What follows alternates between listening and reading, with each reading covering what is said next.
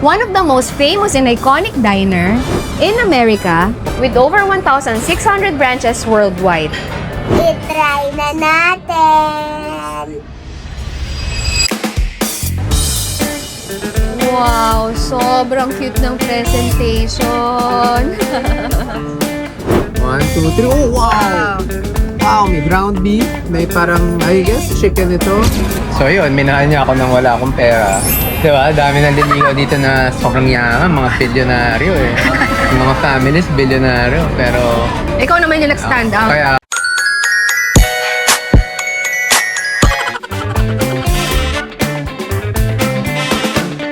kung may wow factor, wala. Parang gutom lang. Super excited na akong matry ang mga ito, kaya naman ano pang inaantay natin guys? Huwag na natin patagalin, i-try na natin!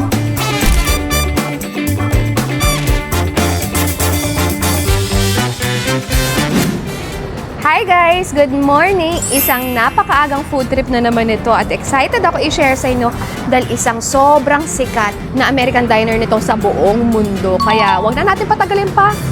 Check na natin kung ano-ano yung mga nasa menu nila.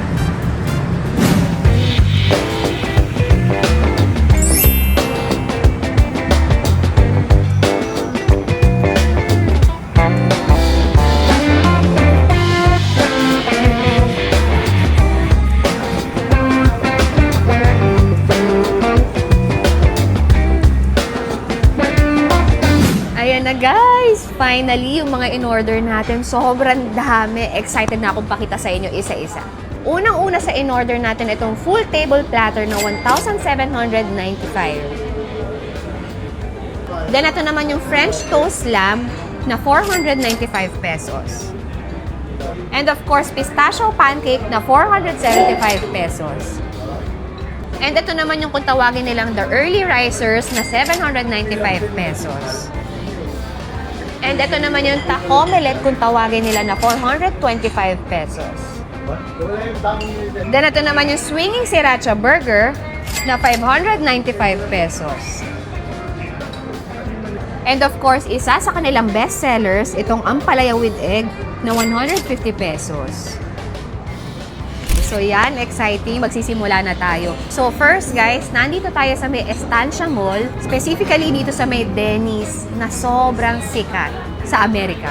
So ngayon, ito yung sikat doon. Alam naman natin ang French toast sa Amerika. Kaya ito yung uunahin natin. So sa Amerika, iba yung gamit nilang bread. Dito sa atin, since staple lang pandesal, kaya pandesal lang gamit. So may egg, may sausage, may bacon, may seasonal fruits, and maple syrup or honey. So, slice na ako dito ng ano Oh, yan, lambot oh. Galing. Slice na tayo. Yan, liitan lang natin kasi para hindi tayo mahirapan. So, yan, egg muna. Yun. Ooh.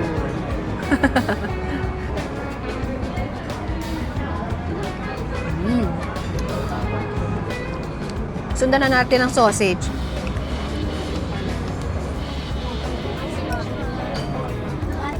Wow.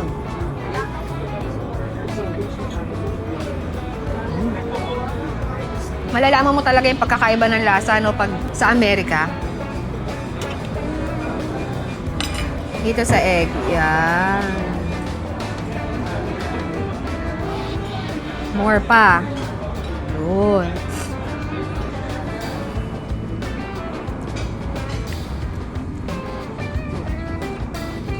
Ang ganda ng combination ng bacon tsaka egg. Kasi kahit maalat yung bacon, nababalansin nung pagiging creamy ng egg. Ngayon, try natin pagsamasamahin lahat. So, itong French toast nila, mamaya na tayo mag-egg. Ito naman. Yan. Konti lang. Tapos, with bacon sabayan natin to. Tumutulo na yung ano.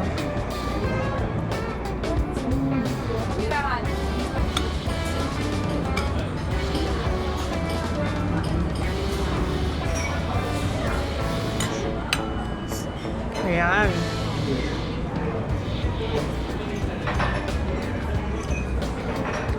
So, yung sa unang bite natin, okay naman siya. Mas naging solid nung gumamit tayo ng maple syrup. Kasi, nagkaroon ng tamis. Alam niyo naman yung French toast di ba? Kasi kanina nung wala pang maple syrup, parang okay, parang bread lang siya na tinose. Tapos sinamahan mo ng egg. Ngayon, naging French toast siya. Talaga. Yung signature ng French toast dahil dito sa maple syrup. Pagsabay-sabayin natin. At dahil masarap tong maple syrup, kailangan isama na natin siya, ihalo na natin sa lahat. Yan.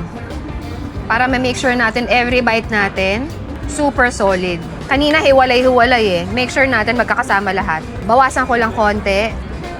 Lagay ako ng egg. Yan. Lagay ako egg on top. Isang sausage. Sana hindi malaglag Tapos pati bacon. Siguro kahit small na bacon na lang. Pagbalik rin natin yung sausage kasi para walang malaglag. Yun. So ngayon, solid tong susubo natin kasi pinagsama na natin lahat. Yan. Kakamayin ko na to guys kasi malalaglag. Ay hindi, kaya naman sa tinidor. Yan. Isang solid na bite.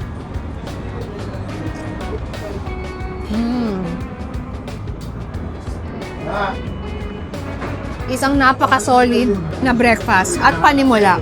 Ito yung typical American breakfast na natikman ko rin nung nasa Amerika. Kaya hindi pwedeng hindi ko matikman dito. Kaya lang, syempre, pandesal yung gamit natin dito. Okay, so this time around, sa sobrang dami namin in order, kailangan ko tulungan si Lane para tumikim ng food, di ba? Kasi maliit lang yung chan niya, hindi kasya lahat to. Kahit patikim-tikim lang. Anyway, next na titikman is, tawag dito is full table platter. So, meron siyang roast beef, meron siyang bacon wrapped pork tenderloin, meron siyang sausage, meron siyang roasted potatoes, 2 garlic rice, tsaka isang truffle pasta. Siyempre, unahin natin yung yung karne, di ba? So, yan. Kanina sizzling to, kumukulo-kulo yung gravy. Medyo na may wait time na siya na pinagdaanan, kaya ganyan na. Pero, balik na rin ko. Tingnan natin ang itsura sa ilalim. Medyo na toast. Dapat yata to kinakain agad.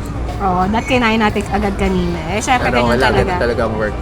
Try natin. Di ako mahilig sa gravy. Gusto ko yung normal lang. Pero, kaya yan. Maganda na hindi na sumama yung gravy. Kahit malamig na, malambot siya. Tapos crunchy yung outer layer. No, hindi crunchy. Crispy. Siyempre, as usual, patty. Since meron siyang taba dito. Yan. Sumasabog yung pads. Kung may wow factor, wala. Parang gutom lang. Pero okay naman siya. No, pero okay. Okay naman. Yeah. Yan, no? Yan, ito, tinikman ko ulit. Sa ilalim, ito yung ilalim. Crispy siya. Pero yung on top, malambot. So, try natin. Ito yung pork tenderloin na ni-wrap sa bacon. Pag pork, usually dry Okay. Pero let's see Yan. Mas ma-beef ako na guy. Minimize ko yung pork ko. Pero pag may pork na mukhang masarap, kinakain pa rin. Totally different yung nasa. Mas maalat po. Dahil sa bacon, I guess. Pero siya, leaner yung meat, walang taba. So yung taba, yung fat, nakukuha sa bacon. Yung lasa niya hindi very strong. Hindi mo na kailangan ng extra salt or pepper. For me, okay na tong ganitong lasa. Ito, sausage. Tingnan natin. Oh, may mushroom pa. Mushroom ba yan o onion? Onions, may mushroom, may bell peppers, green and red. Fan ako ng sausage. Pero hindi lahat ng sausage masarap para sa akin. Oy, dinoble. Ayan, wow. Skillet.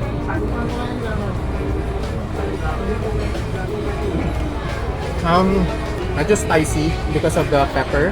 Tapos, unang nalasahan ko yung flavor ng bell peppers. Which is magandang compliment dun sa flavor ng mismong sausage na medyo spice. Hindi siya yung lasa ng mga Hungarian sausage na normal na nakikita natin kung saan-saan. Mas premium tong quality nila. Mas chunky-chunky yung laman. Pero, nagustuhan ko rin.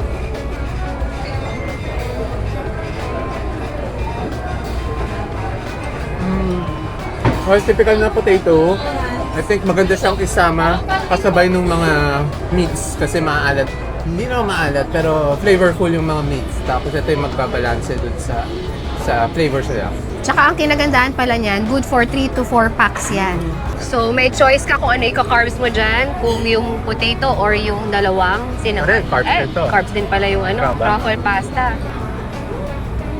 Oo. So, sa US, kasi syempre hindi naman uso ang rice doon. Either potato, mashed potato. Oo. Inadapt na nila yung into Filipino style yung mga food dito sa Denny's. Yeah. Pero sa US, uso ang hash brown. Diyan. Oh, yeah.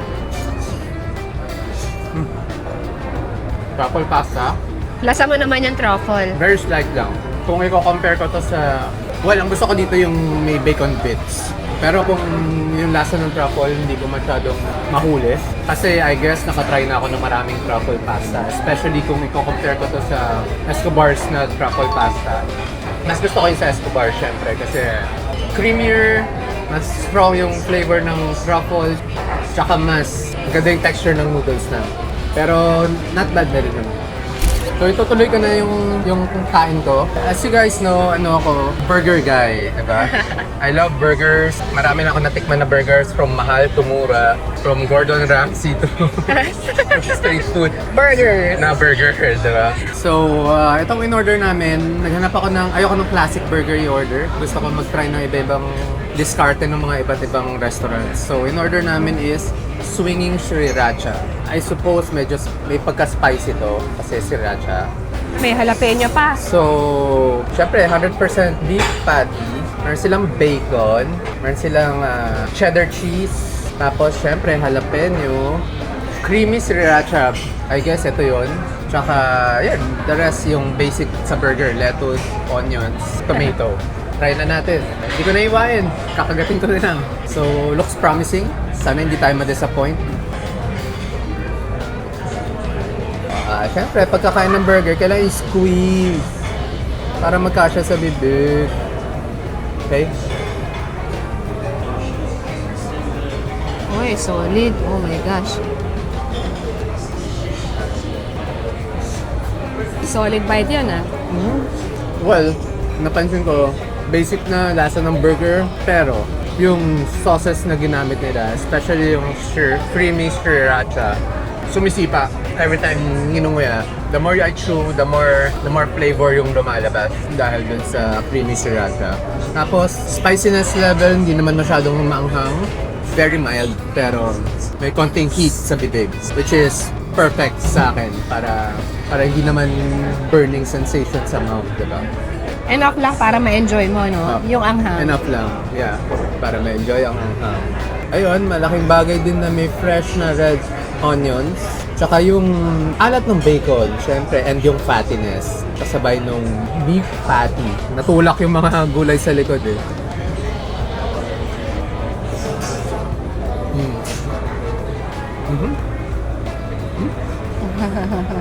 Second time around, yung freshness ng tomato naman, nalasahan ko. So all in all, happy ako sa burger. Ang daming naglalarong lasa, pati yung sauce, diba? Nakaibang atake. Okay for me. Ngayon, ito naman titikman natin kung tawagin nila the early risers. May kasamang homemade tapa, tocino, danggit. So may choice kayo ng egg. So nasa inyo kung sunny side up or scrambled. May dalawang fried rice. So ito yung tinatawag nila, may kasama rin pico de gallo.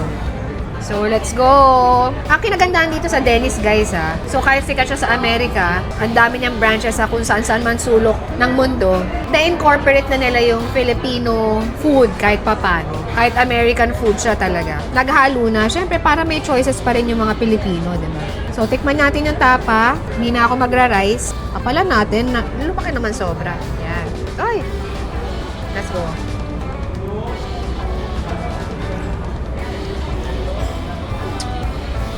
So, yung tapa nila, marami kasi iba't ibang klase ng tapa eh. Either masos, either tuyot. So, sa kanya, yung tapa ng style niya is dry. Kasi yung last time na na-try natin tapa sa isang na-vlog natin, so yun medyo masos. So, completely different sila ng atake. Yung isang na-try nating tapa, may asim ng konti. Ito, yung typical na tapa na may alat lang. So, sausaw natin sa, kasi ang tapa, alam naman natin, solid yan sa suka.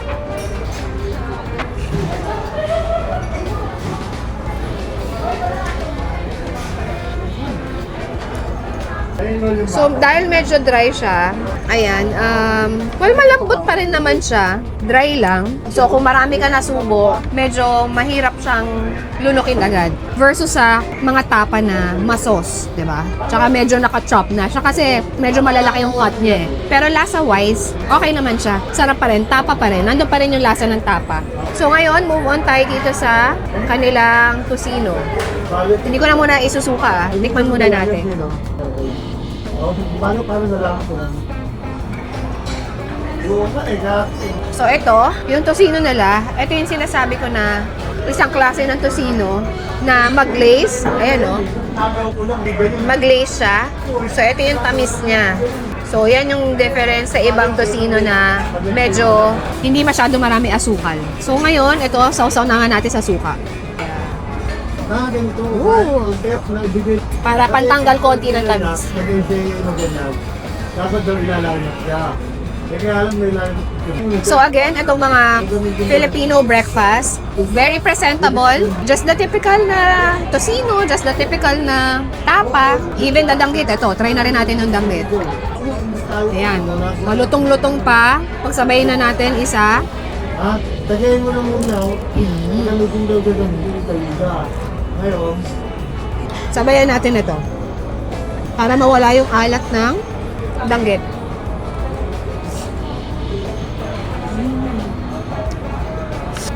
Egg na rin.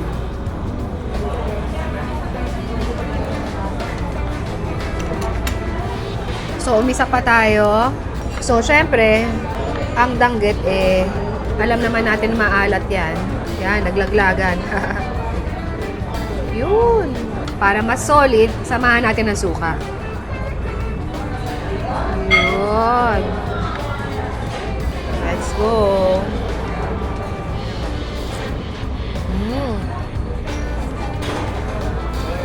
Sabayan natin ng egg para mas panalo. Alam niyo naman, basta may egg. Good yan.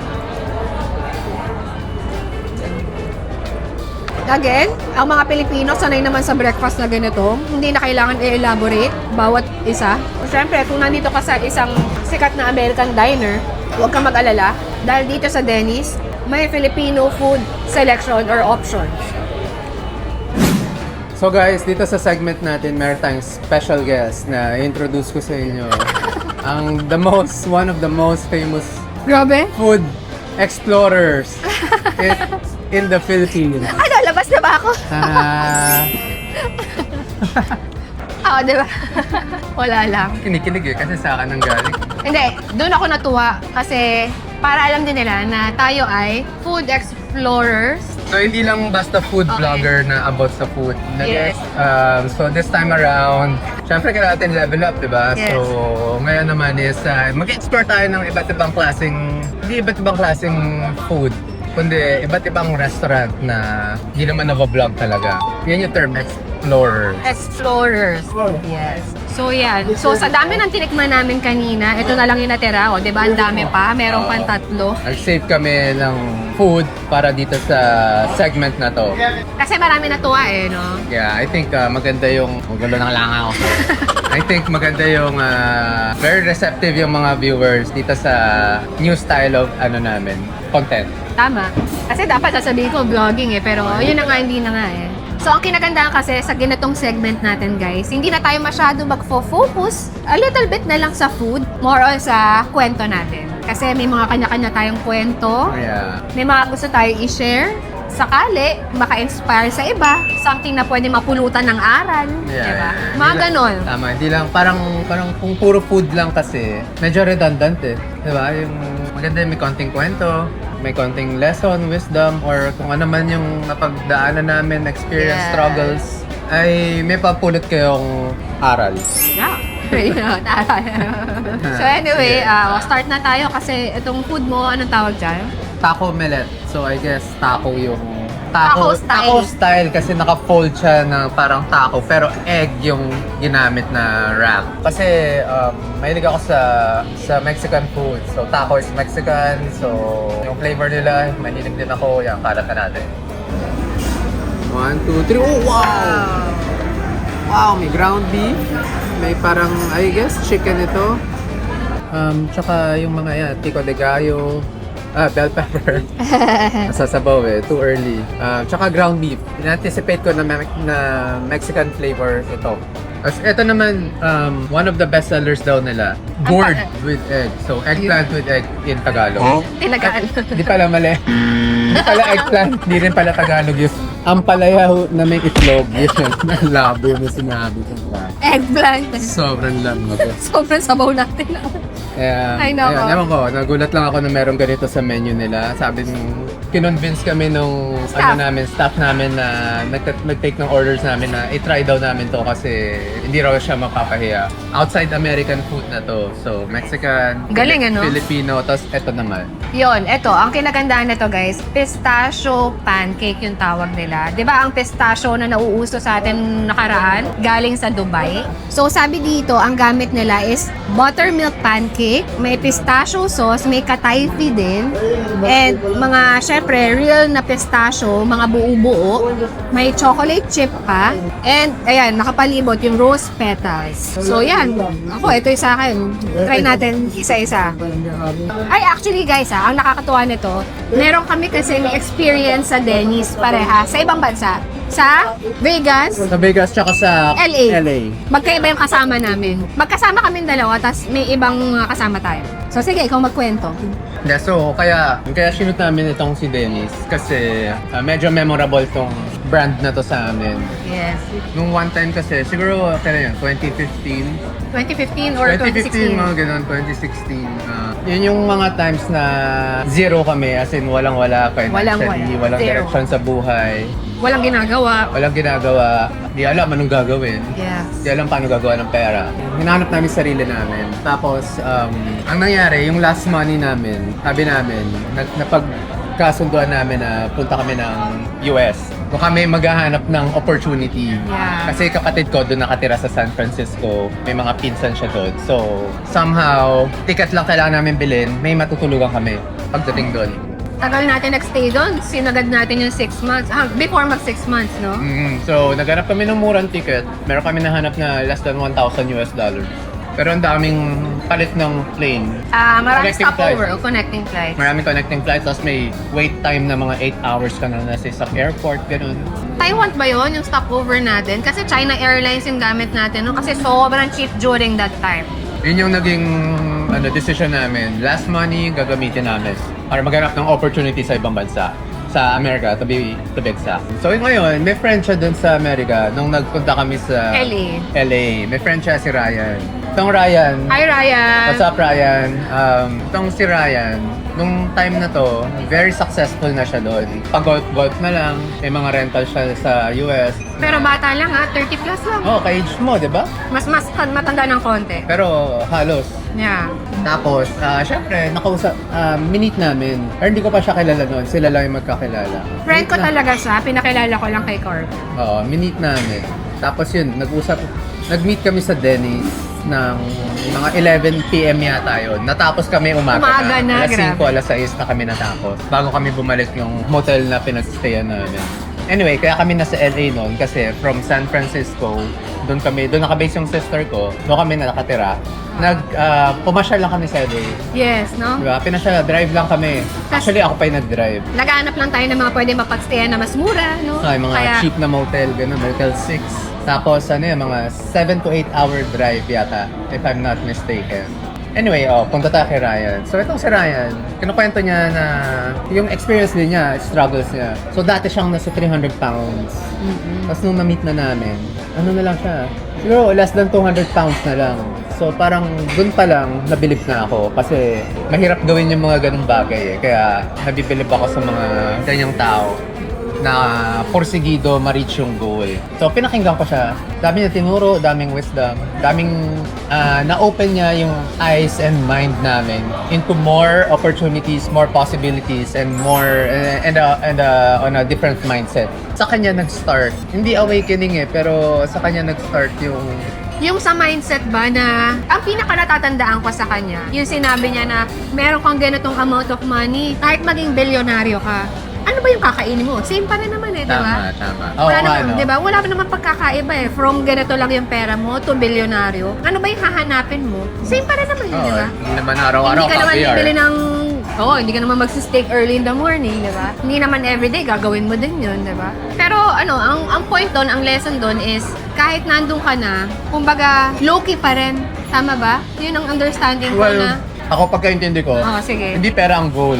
Kasi ever since habang lumalaki tayo sa kultura ng Pilipinas, from bata hanggang graduate ka, ang goal lang naman talaga natin sa education is gumawa ng pera pagka-graduate. Makapagtrabaho, makapaghanap ng hanap buhay, di ba? Yun lang naman main goal eh. Pero na-realize namin, after namin kausapin si Ryan, money is not the end goal. Diba? Tama. Money is the tool para ma-reach mo yung end goal. Ang end goal namin is freedom. Yun yung na-realize ko. Freedom to do whatever we want. Kasi siya nagpamulat doon na posible pala para sa age niya na 30 plus, retired na siya. Imagine that, para sa medyo ka-age ko, retired na. Yeah, syempre kami. Wow, di ba? Wow, paano mo nagawa? Kami walang pera during that time, tapos siya pa-golf-golf lang, paano? Diba? Kaya, ang bait din itong Ryan na to, binigyan na kami ng oras para mapag-usapan tong mga bagay na to. So, you know, pansin ko lang, sa mga nag-struggle sa buhay tulad namin nung time na yun, it will only take one person para ma-change yung buhay natin. Isang tao lang, kaya hindi pwedeng mag-lose ng hope, hindi pwedeng mawalan ng pag-asa. Yeah. Kasi isang situation lang na magbago, malaking change ang kayang gawin ng isang tao. Hindi mo alam kailan siya susulpot, hindi mo alam kailan mo makikita. Pero I think kapag ready na yung mind mo, or yung tipong sawa ka na sa current situation mo, talagang gusto mo na ng sagot, gusto mo na ng change, gusto mo nang kumawala dito sa, tulad namin, gusto na namin kumawala sa Matrix. pagiging walang pera, di ba? So yan, si Ryan, hindi ko expect na gano'n. Blessing yun, di ba? Akala ko lang talaga meet lang, magiinuman, gano'n. Oo. Parang nung una na nayayabangan ka pa eh. Oo, Pero yun pala, nahambugan pa meron ako. siyang malalim na ma-share sa atin. Yeah. So, ang difference ko lang nun is open yung ears ko sa mga taong nakitaan ko ng na-beat nila yung struggle nila, na-overcome nila, di ba? Yun lang yung tinitignan ko sa ibang tao eh. Pag walang na-overcome, hindi ko masyado papakinggan. Or hindi ko siseryosohan yung mga sinasabi.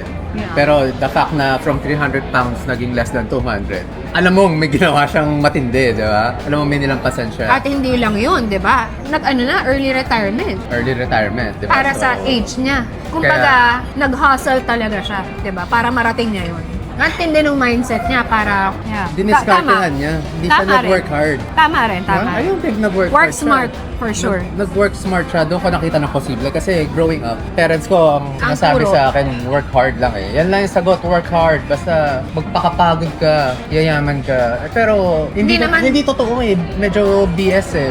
Well, hindi sa lahat nag-a-apply ah. Kung Kasi babaguhin mo yung mindset mo, talaga naman eh, possible na... Hindi, ang para sa akin, hindi lang work hard. You have to be able to work smart din. Kasi ang justification pa sa utak ko, kung work hard lang ang sagot, tulad ng tinuro sa atin sa school, sa bahay, sa society, di sana lahat ng construction worker mayaman na. Lahat ng tao sa Pilipinas masisipag. Yeah. Pero sana kung yun lang yung solusyon, di lahat sana, di ba, may kaya.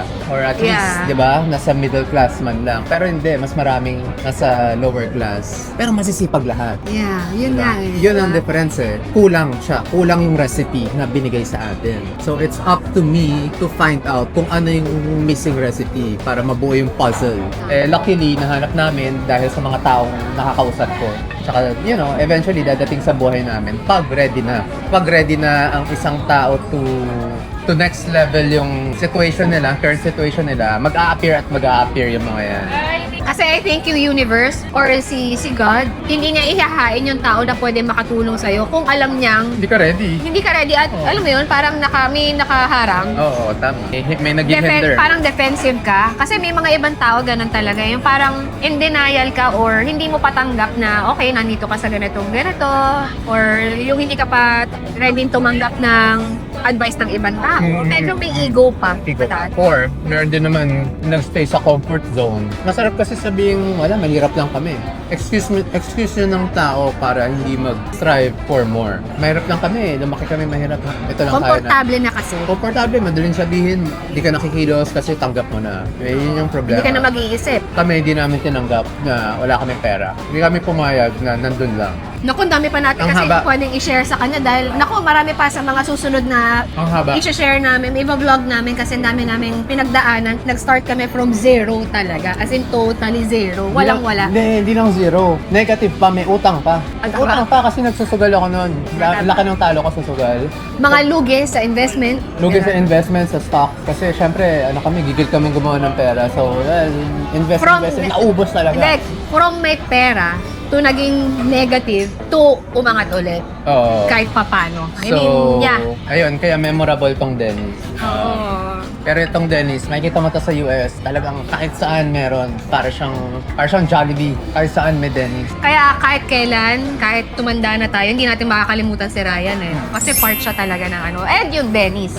Tapos itong Denny's, ano siya, kaya siya patok sa US kasi 24/7 siyang open. So ang mga tao doon, after uminom, after nila gumimik, ito ang punta nila. 'Di ba? Any time of the day. Tapos, pero share ko rin. Nung pag-graduate ko ng college, mga 2006, nanay ko, ginawa niya, tinapon niya ako sa US, sa California, sa LA. So, Burbank to be exact. Kasi may kakilala doon. Wala pa yung sister ko doon. Pero may kakilala doon. Nakisuyong makistay ng saglit. Sabi ng nanay ko sa akin, huwag ka na bumalik, mag-TNT ka na lang dyan. Diba? Parang tinapon ako, diba? After ko graduate, tinapon ako ng ganun-ganun lang. Though, hindi ko naman pinersonal. Pero Hindi, sabi ko... ang pero, vision kasi ng mommy mo, naiisip niya is baka may opportunity dyan. Kasi may mga ibang parents na ganun eh. Tama. Na-base niya kasi dun sa ibang friends niya na nag-TNT doon tapos naging Naging maganda yung buhay. So, galing naman sa in a good intention naman yung Aha. gusto niyang pagawa sa akin. So anyway, syempre, hanap ako ng work. Di ako marunong mag-English. Hanap ako ng work. May hanap akong Filipino na may-ari ng isang, hindi siya restaurant, pero ano siya, yung sa crepe to eh. Para siyang street food style.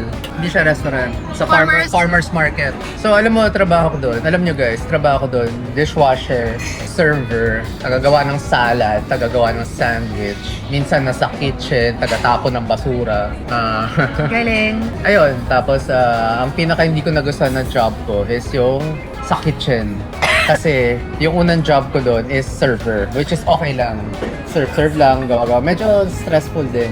Pero at least nakikita mo maraming tao, 'di ba? Hindi ka nasa kusina lang na puro plato lang nakikita mo. So, naghanap ako ng isa pang job after nung job na first job ko. Wait, i-cut lang kita. Related din pala sa'yo kung bakit may restaurant business tayo I guess. Oo. Parang si Marvin Agustin Doon ang galing eh, no? Napagdaanan din talaga ni Marvin Agustin yan. Naging waiter din siya, naging server, whatsoever. Ganon din pala. Kaya ngayon, nilid ka niya ngayon, may restaurant ka ng sarili. Oo, I guess yun, diba? Kaya napunta ako sa path na yun. So, yung mga katrabaho ko, mga Pinoy din. May lumapit sa akin isang Pinoy. Nag-work siya sa katabing restaurant. Sabi niya, gusto ko ng sideline. Kailangan ko ng dishwasher. Pinatulan ko kasi nanay ko, turo sa amin, work hard. Gawa ng pera, work hard. So, pinatulan ko. Ito yung one of the worst experience ko sa pagiging dishwasher. Hindi problema yung job. Ang problema yung... Nagulat ako kasi closing ako. So, 12 o'clock yata yung closing. So, kailangan ko palinisin lahat. Ako lang mag-isa. Pugasok ko yung plato. Yung pala, wala akong idea. Kailangan ko linisin buong kusina. Imamap ko pa yung floor. Lahat. Kailangan malinis siya bago ko umalis. Alam ng mama mo na napagdaanan mo yan? O hindi? Hindi ko alam. Baka hindi ko nakinuwento. At tapos ang nangyari, yung bus papunta sa Burbank. So yung bus from dun sa farmer's market, which is sa downtown LA, kailangan ko mag-bus 1.5 hours pauwi sa Burbank. Pero bago ko ituloy, yung lasa nitong taco mellet nila, hindi lasang taco. Lasang, sweet sauce. Pinoy style. Pinoy style So, na. hindi ko masyado ma-appreciate. Okay. Na-disappoint yung expectation ko. Okay. So, ito naman, dahil alam na natin Filipino. Wala, same lang lasa niya. Ang maganda doon, hindi siya masyado mapait. Hindi mapait. Pero may pait pa rin. Alam mong ang palaya pa rin siya. Ito naman, Kumain yan, kumakain ka. hindi, pag in-enjoy ko to, tinikman ko lang. Okay. Kasi too sweet for me eh. Pero, I mean, kung unang tikim, pangalawang tikim, okay lang. Pero pagka, hindi ko maubos to. Ano? Sugar rush, okay. So, pwede ko na tuloy yan. So, yung mga bus, pagdating ng 12 o'clock, every hour na lang siya dadaan. So, ngayon, sumakay ng bus pa uwi. Actually, ginawa ko, hindi ko na nilinis yung kusina, iniwan ko na. Sabi ko, hindi na ako babalik sa work na to. Hindi ko kaya. Too much for me. Iniwanan mo na lang, no? Iniwan ko. Wala ko pakialam kung ano sabihin ng ano. Kasi ano lang naman eh. Sideline lang naman yan eh. Hindi ko naman talaga job yun eh, di ba? So iniwan ko, hindi na ako bumalik next day. Wala, never ko na binaligan. Pero ito yung worst part. Alas 12 na, yung bus, once an hour na lang dumadaan. So imagine mo, pag na-miss ko yung isang bus, kailangan ko ulit maghintay ng another hour para dumaan. So ngayon, madaling araw na, diba? Kailangan ko rin maglakad ng mahaba para makarating sa bus stop. So itong dinaanan kong kali sa LA, downtown. Downtown LA. Medyo scary. Sobrang ghetto ng lugar. Daming itim, daming homeless. Tapos yung mga itim, malalaking tao, di ba? Hindi na katulad ng mga homeless dito. Kaya hindi ka matatakot masyado. Doon lahat. Tapos alam mo yung may parang isang malaking drum, tapos may apoy. Kasi malamig eh. Tapos nandun sila. So ginawa ko, lakad ako sa isang eskinita doon. Pero hindi ako tumitingin sa mga tao. Nakatingin lang ako sa sahig. Focus lang ako sa pupuntahan ko. Kasi takot na takot ako. Sobrang daming itim. Sa daming itim talaga. Tapos nag-aalok ng drugs, nag-aalok ng ganito, ganyan. Di mo alam pag di mo pinansin dito, pag di mo pinansin yung homeless, okay lang sa kanila. Doon di mo alam, baka disrespectful, di ba? Basta, may earphones lang ako para alam nila hindi ko sila naririnig. Lalakad lang ako, nakatingin ako sa sahig. Naglakad siguro mga 20-30 minutes, so ang dami ko nadaan ng alleys, tsaka eskinita na puro ganon. May mga nakahiga sa sahig, tas ang baho ng kali. Sobrang takot na takot ako. First time ako natakot sa buong buhay ko ng ganun katindi. Nasa ibang bansa ka Di pa, ba no? pwede gawin And then finally, nandiyan na ako sa bus stop. Kailangan ko pa maghintay ng 20 minutes bago dumaan yung isang bus. So okay, naghintay ako. Ang tagal. Sabi ko, mukhang hindi na dadating So lumayo akong konti. Doon sa bus, may itim na nandun nakatambay. So nilayuan ko. May mga Asians din pero ghetto din sila. Nilayuan ko. Nung nakita kong padating na yung bus, pucha tong bus na to, hindi huminto sa bus stop. Sabi ko, ano to? Another hour, maghihintay ako. Ayoko, takot na ako So, ginawa ko, kinapalan ko ng mukha ko, tinawagan ko yung may-ari ng bahay kung saan ako nagstay. Sabi ko, nandito ako, sunduin mo na lang ako kasi yung bus, another hour pa bago yung dating. So, madaling araw na yun? Madaling araw, mga 2 o'clock, 3 o'clock na yun, ng madaling araw. Buti sumagot, ha? Buti sumagot. Saka buti mabait sila. So yun yung yun lang yung isa sa experience ko. So, kumbaga, dami rin pinagdaan ng struggles, diba? Dami rin. Hindi siya yung nangyari, kumbaga, yung success namin ngayon, hindi siya binigay sa amin on a silver platter. Yeah. Talagang ginapang din namin. May naghirapan talaga. From negative hindi from zero Kasi alam nyo, nung nag-start kami, fast forward, 2007 yung kwento ko ng mga itim sa eskinita. Pero 2014, ganun pa rin, wala pa rin akong nag-meet kami pero wala akong narating ganun kahabang panahon. Tapos 2014, 15 yan nga, bumalik kami ng States. Ang problema nun, galing kami sa zero, hindi lang yon, natalo pa ako sa sugal, natalo ako ng mga 7 digits. Hindi lang yon, kumuha pa ako ng condo na nagbabayad ako monthly ng mga 65,000. So, may utang na, may loan pa, wala pang pera. Lahat yan hindi ko alam paano ko gagawin. Pero nalampasan namin. So, ibig sabihin yung talo mo nun, 7 digits, no? 7. Laki pala. Malaki. Pero ano naman yun, hindi naman isang Hindi, actually, ano yun. Hindi, one night lang yun. Natatandaan ko, nandun ako. Kasama siya, iniiyakan ko pa siya kasi sakit sa puso na natalo. Oo. Tapos, yun yung nagpa-stop sa akin magsugal. Kaya against ako sa mga nagpo-promote ng gambling online. Very against. Never ko in-entertain. Kasi hindi man nasira buhay ko, nasirang-sira. Pero nadapa talaga ako ng matindi. Hindi sa talaga sugal. maganda yung effect niyan. Oo, tapos yung brother ko pa, kuya ko, dahil sa sugal din, kaya nag-pass away siya at Young age. nasa 34 lang siya nung nag-pass away siya. Pero Sa sobrang stress, no? dahil stress sa sugal. So, I despise gambling. Hindi talaga namin yan kakagating kahit gaano kalaki yung offer. Kasi ang dami nag-offer sa atin nun, ano? Dami, 1 million, isang buwan para lang mag-promote. Di lang isang buwan, ilang videos lang yun, di ba? Or isang buwan yun. But a total na ng isang buwan. Pero wala hindi sulit Hindi ko masikmura na hinahayok ko yung mga tao na magsugal. Alam pa naman yung resulta noon, 'di ba? End of the day lahat talo, walang panalo. Pati yung kuya ko, buhay na yung kapalit. Kapalit. Pero yun nga, ang dami pang kwento, marami pa akong pwedeng i-share. Pero sa unfiltered namin itutuloy, hindi dito. Ito, happy-happy. Kasi ang dami ang haba ng naging journey natin, ano? From meron, somehow. Kasi ikaw naman, bago tayo nag-meet, kahit papano, meron May naman. ipon. May ipon. Kahit ako may ipon. Walang Tapos, consistent na income, pero may ipon. tapos nag-meet kami, sabay na dapa. Tapos ngayon, magkasama pa rin umaangat. Kaya diba? through thick and thin, Literal. pagdaanan namin. So yun, minahal niya ako nang wala akong pera. Diba? Dami nang liligaw dito na sobrang yaman, mga bilyonaryo Yung mga families, bilyonaryo. Pero Ikaw naman yung nag-stand out. Kaya, proven na yung Yes. yung ano niya sa akin, yung pagtingin, tsaka Siyempre. pagmamahal. Ayan, sorte rin ako, sorte rin. Pero naging sorte ako dahil ginusto kong magbago. Hindi ko ginustong magstay. Ginusto kong magbago Tama. talaga. So, nakita ni universe, ni God, Willing ka naman magbago. ng willingness to change, diba? Willingness to adapt. Tsaka kalimutan ko na yung mga old habits ko. Kaya, pinarating yung mga taong dapat dumating, diba? Para ma-change yung mindset and life namin for the better. Sa mga makakapanood na hindi natin alam kung ano yung pinagdadaanan, malay natin, di ba? Sa makapanood, may mag-tweak lang kahit konti dyan sa isip na may pwede mabago. Alam mo, isang tao lang na ma-change namin yung life. Malaking bagay. Intentionally or unintentionally. Ano na yan, sobrang sulit na sinishare ko to. Kasi yun naman yung goal natin kasi Ever since. yun yung goal natin kaya bakit tayo nag-start mag-vlog. Hindi tayo dahil nag-start mag-vlog para sa ganyan. Di ba along the way, doon natin na-realize na okay, masarap makatulong, makashare ng knowledge, mga nag-experiences natin. Yeah. Kasi nag-start to sa street food. Masarap makatulong na nakikita mo nagkakaroon na effective yung way mo. Yeah. Na nakakatulong ka sa iba. So, ganun pa rin ang goal namin dito kung bakit kami nagsistay sa pag-vlog. Kasi hindi lang naman din ito yung bread and butter natin. May Yeah. iba naman tayong ginagawa eh. Ito, ginagawa pa rin natin to kasi sa goal natin na may mabagong buhay. Yes. Makatulong. Tsaka syempre, the fact na ang dami rin tumulong sa amin, Along the way. gusto namin i-give back. Sila, hindi na nila kailangan ng tulong. Yung mga tumulong sa amin, hindi naman nila kailangan ng kapalit eh. Diba? Tsaka unintentional naman yung tulong nila. Vice versa rin sa atin na hindi natin kailangan ng kapalit sa mga naano natin.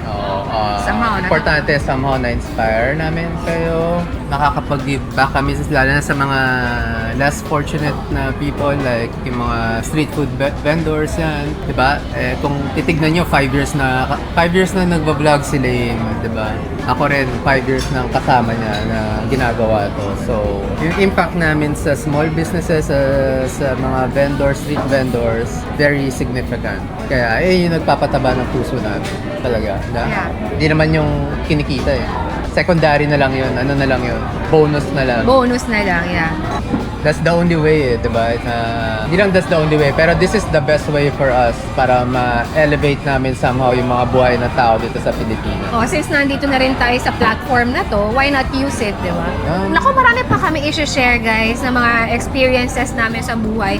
So, antayin nyo yung mga next na upload namin kasi for sure, ibang kwento na naman yon. Hindi na namin patatagalin. Itong in-order ko na pistachio pancake, okay naman siya, kaya lang syempre hindi ko pwede i-munch. Sugar rush yan. Ito ang masyadong minunch natin, yung ampalaya. Ito, Sakto lang, busog na ako, hindi para ubusin, pero lasang Filipino style. kasi nag-incorporate na sila dito ng Filipino taste eh. Diba? In-expect ko lang na Medyo- Mexican flavor kasi sa California, maraming Mexicano doon, diba? Kaya yun yung culture doon eh. So, hindi na namin papahabain, guys, kasi sobrang haba na rin ito. So, yun, abangan nyo lang yung next upload namin. So, may second channel din kami sa mga hindi pa nakakapag-subscribe. Even dito sa main channel namin, subscribe na kayo. And don't forget to comment and like this video na rin. Sa mga gusto nyo pang i-recommend sa amin na sakali hindi namin napupuntahan. Yung second channel is Lane Bernardo Unfiltered. Unfiltered. Malapit na kami mag-upload doon. Naipon na namin yung mga dapat Yeah, soon. ipunin. So, thank you guys for watching. Till our next video. Bye!